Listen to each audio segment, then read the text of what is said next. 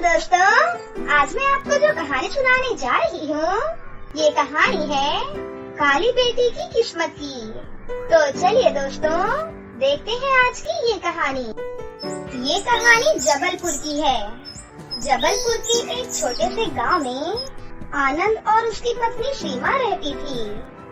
सीमा गर्भवती थी और जल्द ही वो एक बच्चे को जन्म देने वाली थी। मुझे तो बेटी ही चाहिए। हाँ, मुझे भी। एक महीने बाद सीमा ने एक बच्ची को जन्म दिया, पर उसे देखते ही उसके चेहरे का रंग उड़ गया। आनंद और सीमा दोनों रंग से गोरे थे, पर उनकी बेटी काली थी। समझ नहीं आ रहा कि ये काली कैसे पैदा हुई है। अब रंग का क्या है, रंग तो भगवान की देन है। जैसी भी है तो ये हमारी ही बेटी ना। मेरे कितने अरमान थे कि मेरी बेटी होगी तो वो कितनी खूबसूरत होगी, और पता नहीं मैंने भगवान का क्या बिगाड़ा था जो उन्होंने मुझे ये काली बेटी दे दी। अब बस भी करो, बच्ची के रंग के लिए भगवान को मत कोसो। जैसी भी है, ये हमारी बेटी है, मेरी प्यारी बेटी, और आज से इसका नाम आस्था है।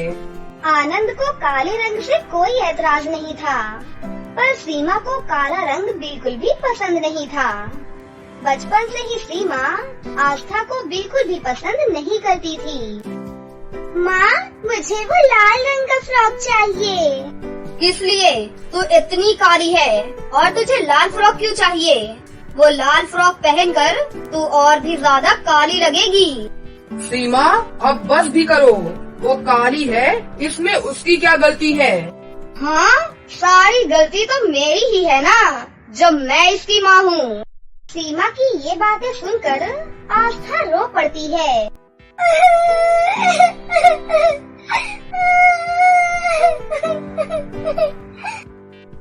तभी आनंद उसे गोद में उठाकर उसे शांत कराता है, पर सीमा को वो एक आग भी नहीं भाती।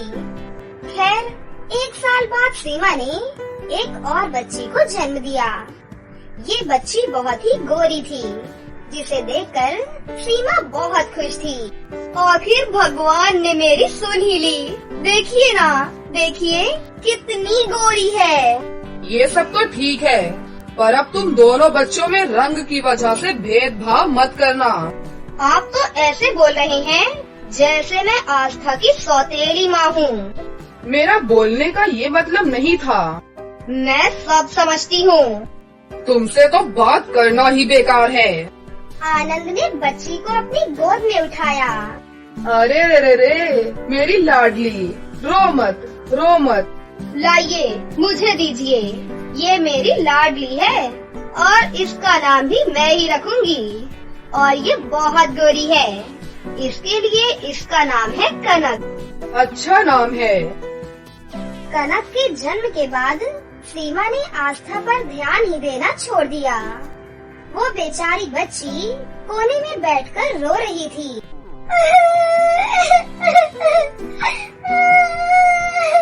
क्या हुआ बेटा, तुम रो क्यों रही हो? माँ ने मुझे डांटा।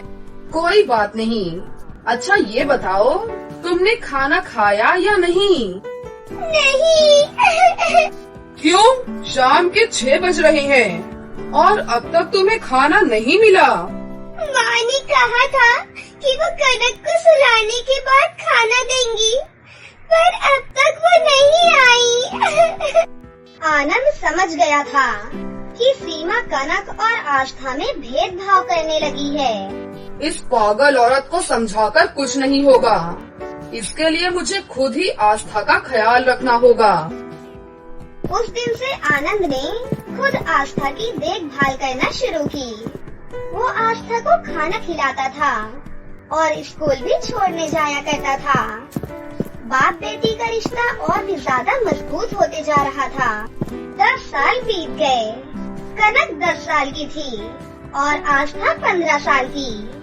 कनक का रिजल्ट आया था और वो फेल हो गई थी, और इस वजह से आनंद तमतमाया हुआ था।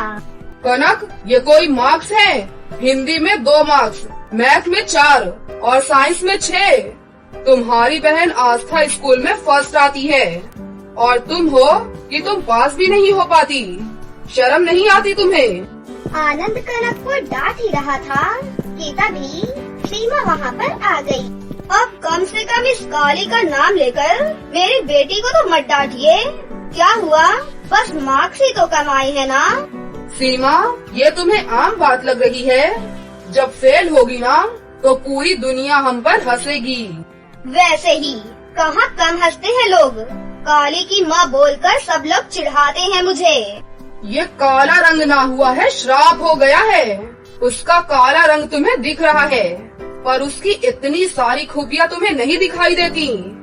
और कनक हर साल स्कूल में फेल हो जाती है। क्या ये तुम्हें नहीं दिख रहा? दिन भर कनक को सजाती रहती हो, थोड़ा उसे पढ़ा भी दिया करो। मेरी बेटी को मैं देख लूंगी, तुम अपनी आस्था को देखो। 3-4 साल में वो जवान हो जाएगी। उसकी शादी के लिए बहुत दहेज देना पड़ेगा। काली है ना, जाओ पहले दहेज के पैसे जमाओ। तुमसे तो बात करना ही बेकार है। आस्था को बहुत बुरा लगता था जब उसकी माँ उसके रंग पर ताना मारती थी। सिर्फ उसकी माँ ही नहीं बल्कि गांव वाले भी उसे काली काली करके चिढ़ाया करते थे। इसलिए शायद आस्था ने दोस्तों से ज्यादा पढ़ाई को ज्यादा समय दिया। वो अपने गांव की सबसे समझदार पढ़ाकू लड़की थी। 10वीं कक्षा में आस्था ने पूरे जिले में टॉप किया था। उस दिन आनंद बहुत खुश था। उसका सीना गर्व से चौड़ा हो गया। कुछ साल और बीत गए और आस्था IAS की तैयारी कर रही थी। अब तक 25 लड़कों ने आस्था को मना कर दिया है। लगता नहीं कि इसकी शादी कभी होगी भी। मेरी कनक के लिए अच्छा रिश्ता आया है, क्यों ना उसकी शादी हम पहले करवा दें। आनंद ने आस्था की ओर देखा। वैसे भी आस्था को IAS बनने के लिए अभी समय चाहिए, तो तुम्हें जो ठीक लगता है वो करो। कनक दिखने में बहुत सुंदर थी, इसीलिए उसकी जल्द ही शादी हो गई। कुछ ही महीने बाद आस्था IAS के इंटरव्यू के लिए गई और वो वहाँ सेलेक्ट हो गई। वो खुशी खुशी घर पहुँची तो वहाँ कनक आई हुई थी। क्या हुआ, आप लोग इतने दुखी क्यों हैं? क्या होगा, तेरी बहन कनक को सजने संवरने के अलावा और कुछ आता है क्या? सास ने काम करने को बोला होगा तो इस महारानी ने बिना सोचे समझे झगड़ा कर लिया होगा, इसीलिए इसकी सास ने इसे वापस मायके भेज दिया। अच्छा, तो ये सब छोड़, ये बता कि तेरा इंटरव्यू कैसा था? मेरा सिलेक्शन हो गया और जल्द ही मैं इस एरिया की कलेक्टर बनूंगी। सच्ची? अब मेरी IAS बेटी से शादी करने के लिए रिश्तों की लाइन लग जाएगी। आज सीमा भी बहुत खुश थी। सीमा शर्मिंदा थी। एक और उसकी गोरी बेटी कनक थी जिसे ससुराल वालों ने निकाल दिया था, और एक और उसकी काली बेटी जिसने पूरे परिवार की इज्जत बढ़ाई थी। आज सीमा को समझ आ गया कि रंग में कुछ नहीं रहता। इंसान की असली काबिलियत उसके गुणों में होती है। अब जब आस्था अपनी लाल बत्ती की गाड़ी से आती थी तो आनंद और सीमा दोनों गर्व से उसे देखा करते थे। काश मैंने कनक को भी आस्था की तरह पाला होता तो आज वो मायके नहीं लौटती। कोई बात नहीं, वो समझदार है, धीरे धीरे सुधर जाएगी। कुछ महीनों बाद आस्था के लिए एक पुलिस ऑफिसर का रिश्ता आया। आस्था को लड़का पसंद था और इसीलिए आस्था और उस लड़के की शादी बड़े ही धूमधाम से हो गई। आस्था भले ही काली थी पर कोई उसे उफ तक नहीं बोल सकता था। आखिर वो उस शहर की कलेक्टर जो थी। आस्था ने अपनी मेहनत से अपनी किस्मत लिखी। कौन कहता है कि काली बेटियों की शादी नहीं होती? आस्था जैसी बेटियां नसीब से मिलती हैं। ये कहानी केशवपुर नामक एक गांव में रहने वाले एक गरीब परिवार की बेटी की है, जिसके पिता का नाम विनोद था और उसकी एक बेटी थी उर्वशी। उर्वशी अपने पिता के साथ रहती थी। जब वो 5 साल की थी तभी उसकी माँ का देहांत हो गया था। उसके पिता ने अकेले ही अपनी 5 साल की बेटी को पाला था।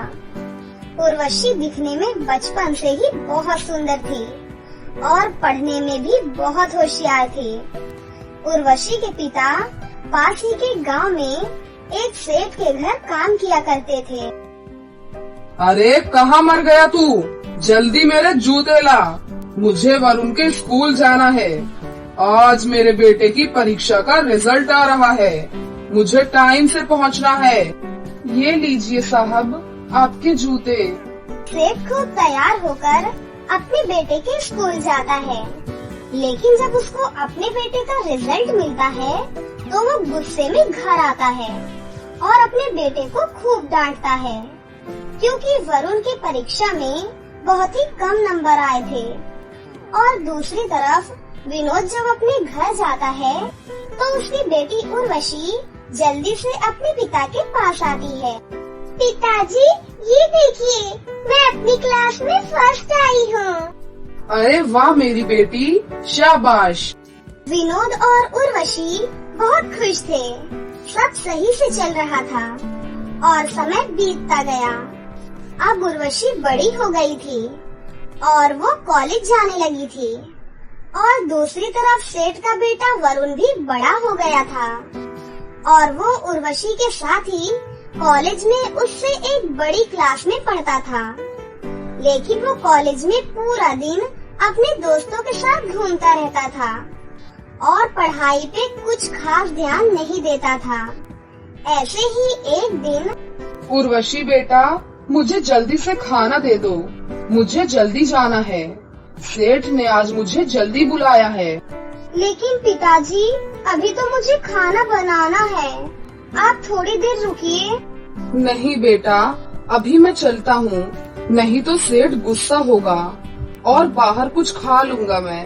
विनोद जल्दी से सेठ के घर के लिए निकल जाता है। उर्वशी खाना बनाती है और सोचती है, पिताजी को सेठ जी के घर खाना दे आती हूँ और वहीं से कॉलेज भी चली जाऊंगी। हाँ, ये ठीक है। उर्वशी सेठ जी के घर जाती है और वो वहाँ देखती है, लेकिन वहाँ उसे कोई भी दिखाई नहीं देता। तभी वहाँ वरुण आ जाता है और उर्वशी को देखता है और पूछता है, कौन हो तुम और यहाँ क्या कर रही हो? जी, वो मेरा नाम उर्वशी है। मेरे पिताजी आपके यहाँ काम करते हैं, मैं उनको बस खाना देने के लिए आई हूँ। अच्छा, तो तुम विनोद अंकल की बेटी हो। तुम खाना मेरे पास दो, मैं अंदर रख देता हूँ। अभी अंकल और पिताजी किसी काम से बाहर गए हैं। ठीक है। उर्वशी खाना देकर निकल ही रही थी कि तभी वरुण बोलता है, चलो मैं तुम्हें घर तक छोड़ देता हूँ। नहीं, मुझे अपने कॉलेज जाना है अभी। कौन से कॉलेज में पढ़ती हो तुम? तब वरुण को पता चलता है कि ये तो उसी के कॉलेज में पढ़ती है। चलो मैं तुम्हें ले चलता हूँ, मैं भी उसी कॉलेज में पढ़ता हूँ। ठीक है। वरुण उर्वशी को अपनी बाइक पर बैठाकर कॉलेज ले जाता है। ऐसे ही वो हर रोज कॉलेज में मिलने लगे और दोनों एक दूसरे से बहुत प्यार करने लगते हैं। हम शादी कब करेंगे? तुम्हारे पिताजी मान तो जाएंगे ना? अरे हाँ, मैं तो पिताजी को मना लूँगा। वैसे भी इतनी सुंदर और पढ़ने में होशियार बहू पिताजी को कहीं नहीं मिलेगी। कुछ समय बीतने के बाद वरुण अपने पिताजी से बात करता है। पिताजी, मैं एक लड़की से बहुत प्यार करता हूँ और मैं उससे ही शादी करना चाहता हूँ। अच्छा, कौन है वो लड़की? उसका खानदान कैसा है? पिताजी, वो जो हमारे विनोद अंकल की बेटी है वो। क्या? अपना विनोद जो हमारे यहाँ काम करता है? तुम्हारा दिमाग तो ठीक है ना? तू इस घर के नौकर की बेटी को अपने घर की बहू बनाना चाहता है? पिताजी, वो बहुत अच्छी लड़की है और पढ़ने में बहुत होशियार है। ये पढ़ाई लिखाई की बातें तू मुझे मत समझा। मैं सिर्फ इतना जानता हूँ कि तेरी शादी किसी बड़े घर में ही होगी और वो नौकर की बेटी कभी इस घर की बहू नहीं बन पाएगी। वरुण गुस्से में वहाँ से चला जाता है। दूसरे दिन जब विनोद काम पर सेठ के घर आता है तो सेठ विनोद को बहुत बुरा भला बोलता है और उसे काम से भी निकाल देता है और विनोद बेचारा दुखी होकर घर चला जाता है। विनोद जब अपने घर जाता है तो उर्वशी अपने पिता को ऐसे उदास देखकर उनके पास जाती है और उनसे पूछती है, क्या हुआ पिताजी, आप इतने दुखी क्यों हो? क्या हुआ, सब ठीक तो है ना? विनोद उर्वशी को वो सारी बातें बताता है और ये भी बताता है कि सेठ ने उसे काम से निकाल दिया है। पिताजी, मुझे माफ कर दीजिए, मेरी वजह से ही ये सब हो रहा है। और दूसरी तरफ वरुण पूरी तरह उर्वशी के प्यार में पागल हुआ था। वो तो बस अब उर्वशी से ही शादी करना चाहता था और किसी से भी नहीं। और उसके पिता बस यही सोच रहे थे कि वो उस गरीब बेटी से अपने बेटे की शादी कैसे होने से बचाएं। कुछ दिन ऐसे ही गुजर गए, लेकिन अपने बेटे की जिद के कारण विनोद के घर रिश्ता लेकर उन्हें जाना ही पड़ा। एक दिन सुबह सुबह विनोद के दरवाजे पर कोई आया। उर्वशी बेटा, जरा देखो तो कौन आया है। पिताजी, वो सेठ जी आए हैं। सेठ विनोद से बात करता है और शादी के लिए मान जाता है। सब कुछ सही से हो रहा था, लेकिन सेठ इस शादी से बिल्कुल भी खुश नहीं था। उसे पता था कि विनोद से दहेज में उसे कुछ भी नहीं मिलेगा। शादी वाला दिन आ गया। सब शादी की तैयारियों में लगे थे और बारात आने का समय हो गया था। विनोद ने जो भी अपनी जमा पूंजी इकट्ठी की थी वो सब आज अपनी बेटी की शादी में लगा दी थी। घर के बाहर बारात आ गई थी। सब बहुत खुश थे, सिर्फ सेठ को छोड़कर। तभी सेठ विनोद को बुलाता है और कहता है, मुझे तुमसे अकेले में कुछ बात करनी है। सेठ और विनोद कमरे में जाते हैं। देख विनोद, मैं अपने बेटे की शादी तेरी बेटी से तभी करूँगा जब तू दहेज में अपनी बेटी को 5 लाख रुपए देगा। सेठ जी, आप ये क्या कह रहे हो? मैं कहाँ से इतने सारे पैसे दूंगा? आप तो सब जानते हो, जो कुछ भी मेरे पास था मैंने सब अपनी बेटी की पढ़ाई में और अब उसकी शादी में लगा दिया है। मेरे पास अब कुछ भी नहीं है सेठ जी। देख, ये सब कुछ मैं नहीं जानता। तेरी बेटी की डोली तभी उठेगी जब तू मुझे 5 लाख रुपए देगा। विनोद अपनी पगड़ी उतारकर सेठ के कदमों में रख देता है और उससे बोलता है, उसके घर की इज्जत अब आपके हाथों में है। मैं कुछ नहीं जानता। अगर तू पैसे नहीं दे सकता तो अपने घर को मेरे नाम कर दे। विनोद बेचारा बहुत रोता है और अपने घर के पेपर सेठ को दे देता है और दोनों बाहर आ जाते हैं। और उनकी ये सारी बातें उर्वशी दूसरे कमरे में सुन रही थी। वरुण जब उर्वशी को हार पहनाने लगता है तभी, रुको, मुझे शादी नहीं करनी। जो एक पिता का दर्द नहीं समझ सकता कि कैसे अपनी पूरी उम्र की कमाई पिता एक ही दिन में लुटा देता है और इतने प्यार से पाली हुई बेटी किसी दूसरे इंसान को सौंप देता है। ये सोच करके शायद ये भी उससे उतना ही प्यार करेंगे जितना कि उसके पिता उसे करते हैं।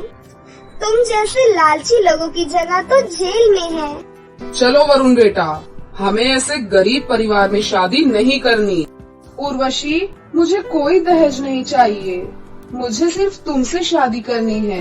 वरुण, अगर तुम्हें इससे ही शादी करनी है तो मेरे घर के दरवाजे तुम्हारे लिए हमेशा के लिए बंद हो जाएंगे। सेठ वहाँ से चला जाता है और वरुण उर्वशी से शादी कर लेता है। वरुण, उर्वशी और विनोद साथ में रहने लगते हैं। उन दोनों को अच्छी नौकरी भी मिल गई थी। कुछ महीनों के बाद वरुण के पिता को भी अपनी गलती का एहसास हो जाता है और वो विनोद से माफी मांगता है और विनोद भी उसे माफ कर देता है और फिर उसके बाद से सभी हंसी खुशी एक साथ रहने लगते हैं।